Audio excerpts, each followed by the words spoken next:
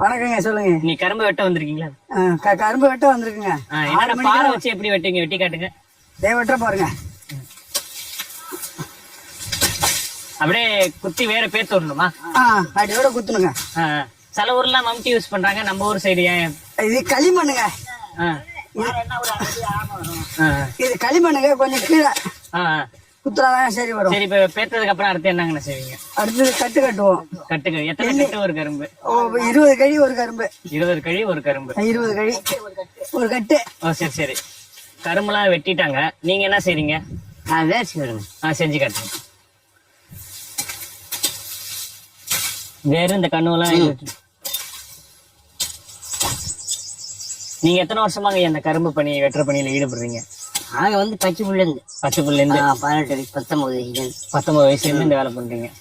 இதெல்லாம் பொங்கலுக்கு தான் போதா? எங்க போகுது விற்பனைக்கு? ஆந்திரா போவோம், மெட்ராஸ் போவோம். வெட்டும் போது இதுல என்னென்ன கஷ்டம்லாம் வரும்? இதுல வந்து இந்த சொனம் இருக்கு பாருங்க. இந்த சொனம் வந்து கை அரிக்கும். இதுல பூச்சி நிறைய இருக்கும். சரி. இந்த பூச்சி எப்படின்னா கையில அரிக்க ஆரம்பிக்கும்.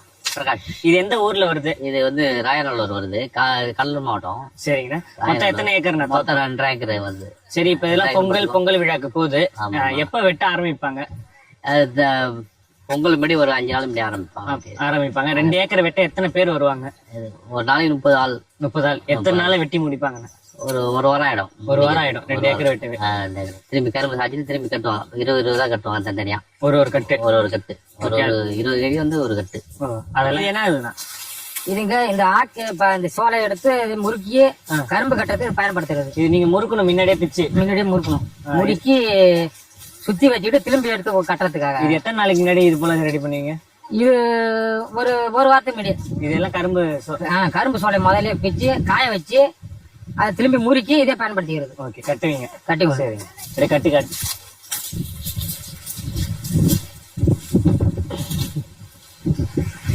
இப்ப கரும்பு வெட்ட இந்த பாறை வச்சிருக்கீங்க. இது வாய் இவ்வளவு அகலமா இருக்குங்க. வாய் அகலமா இருக்கு. கரும்பு வெட்டனே இதை அடிச்சு வச்சிருக்கீங்க. சரி. ஒரு சில தோப்புல தூரம் நிறைய இருக்கும், கொஞ்சம் கஷ்டமா இருக்கும். ஆமா, இப்ப கொஞ்சம் இங்க தூரம் கம்மியா இருக்கிறதுனால கொஞ்சம் ஃப்ரீயா இருக்கு. ஒரு கட்டினுடைய எடை வந்து 60 to 65 கிலோ. 65 கிலோ இருக்கும். ஆமா, 60 கிலோ இருக்கும். தூரம்னா வரப்புலயே நடந்து போகணும். அவ்வளவு தூரம் இல்ல வயல நடந்து போகணும். இல்ல சில கொள்ள தூரம், சில கொள்ள வந்து வரப்புல இருக்கும்.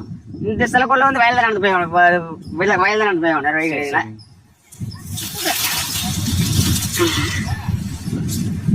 தூக்கி சென்டரா விடணுங்களா? ஆமா, சென்டரா விடணும். அப்பதான் அவங்களுக்கு கொஞ்சம் கஷ்டம் இல்லாம இருக்கும். ஏன்னா பொழுதுக்கும் காலை 6 to நைட் 7 மணி தூக்குவாங்க. தூக்கும் போது தனியா தூக்க முடியாது. 2 பேர் தூக்கிட்டு அவங்க ஒரு ஒத்துழைப்பாரோ அவங்களுக்கு ஹெல்ப்ஃபுல்லா இருக்கும். சரி.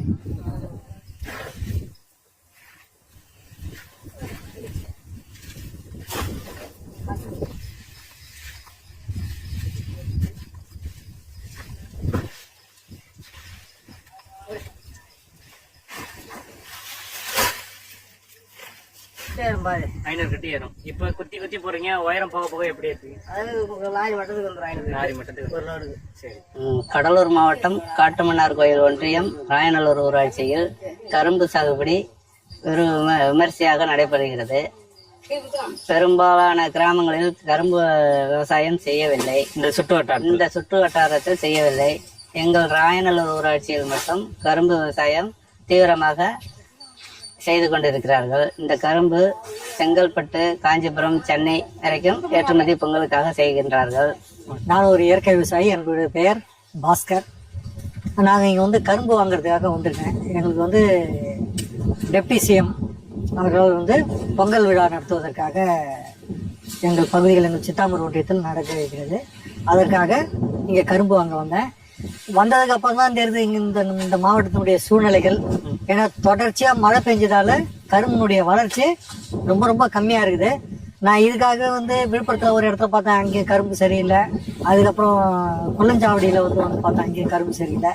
இது கொஞ்சம் சுமாராக இருந்தது, அதனால் இந்த கரும்பு எடுக்கிறேன்.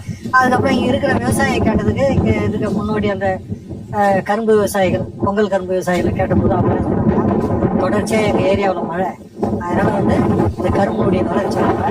ஏன்னா வந்து புயல் அடித்ததால கரும்பெல்லாம் சாஞ்சி போச்சு, அதனால வளர்ச்சி கொஞ்சம் கம்மியாக இருக்குது.